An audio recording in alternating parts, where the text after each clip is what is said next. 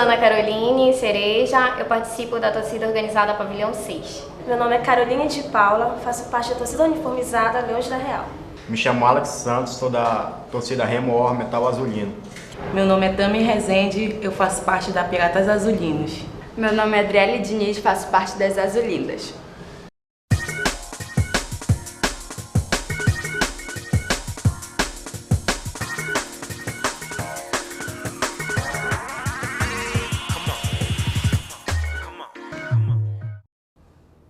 Laís, por que em vez de você entrar com 3 volantes, você não entra com 2 e coloca mais um atacante?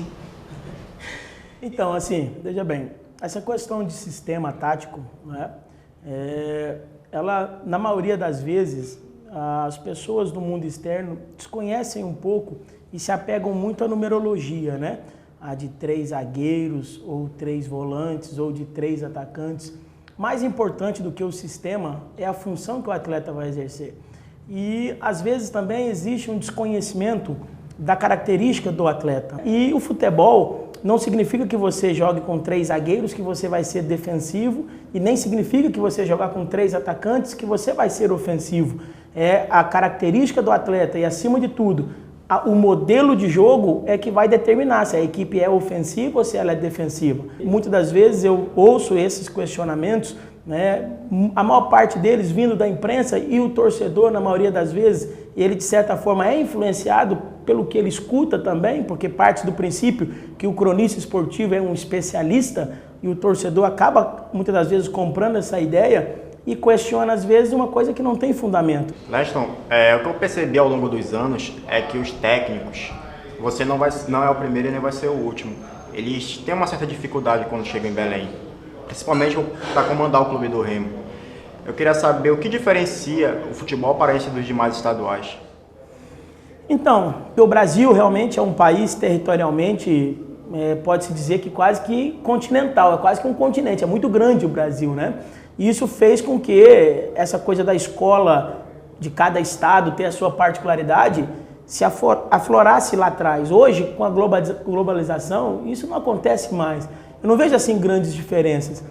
Talvez a maior diferença que eu sinto hoje aqui, comandando o Remo, essa necessidade de grandes jogos e grandes vitórias, ela acaba sendo muito imediatista e isso às vezes gera intranquilidade. Por que você não está dando tantas oportunidades para os jogadores de base, sendo que esse era um dos seus quesitos quando você entrou ao clube? Assim, mais uma vez, eu vejo como uma situação que ela acaba que está sendo criada quando ela não é a verdade, né? Se nós analisarmos em quase todos os jogos que nós fizemos, atletas que foram formados no clube estiveram presentes em vários. Ed Kleber jogou, Silvio jogou, João Vitor jogou, Igor João jogou, né? Todos os jogadores oriundos da divisão de base. Geralmente é só um pouco, né? Sim, mas o processo ele tem que ser gradativo. Mais importante do que oportunizar o atleta jovem é prepará-lo. E aí existe um processo. Porque simplesmente colocar para jogar sem que o atleta esteja preparado para isso, é você diminuir a possibilidade que ele seja mais aproveitado. Então o processo, quando a gente diz que a gente já tem colocado os garotos, primeiro que não é colocar por colocar, é colocar dentro da necessidade, mas acima de tudo, ter uma preocupação com o dia a dia, ter uma preocupação em preparar esse atleta, porque o clube do Remo é um clube que tem historicamente atletas revelados no clube e sem ter uma estrutura nas divisões de base que garanta uma boa formação a esses atletas. Então, quando eu fui contratado e quando foi falado da minha contribuição para o processo de divisão de base do clube, é muito além do que simplesmente botar um jovem para jogar.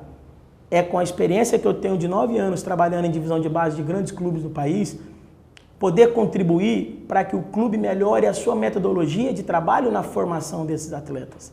E o atleta da base, normalmente, quando ele não vai bem, a exigência e a cobrança sobre ele é muito maior. Então também precisa haver um preparo psicológico, um preparo de tudo aquilo que vai ser importante para que eu repito, para que ele possa trazer retorno técnico para o clube e quem sabe também, no momento oportuno, um retorno financeiro, com uma negociação, com uma saída em função daquilo que ele produz no dia a dia. A minha pergunta é, o que você pensa sobre futebol? Qual é o seu conceito de trabalhar um elenco ideal, se é na ofensiva ou na defensiva? Eu não vejo ideal você ser extremamente ofensivo e muito menos extremamente defensivo. Como tudo na vida, o futebol não foge à regra, o equilíbrio é o melhor, né? Uma equipe que tem uma ideia de jogo ofensiva e agressiva no momento que tem a bola, mas que no momento que não tem a bola, seja uma equipe que saiba defender bem, que saiba diminuir os espaços, que saiba impedir com que o adversário te coloque em dificuldade. E em cima disso é que a gente tem trabalhado muito para melhorar esse segundo momento, que é o momento defensivo, né? Porque você tem feito os gols, você tem criado, não tem nenhum jogo esse ano que algum adversário criou mais chances de gols do que o Remo. Então a gente cria muita situação de gol, a gente faz gol. Nós fizemos 9 jogos, em apenas um jogo nós não fizemos gol e foi exatamente no jogo no qual perdemos para o São Francisco, né? Nos outros jogos, em todos os jogos nós fizemos gols, mas a gente vem pecando no que diz respeito aos gols que a gente vem sofrendo.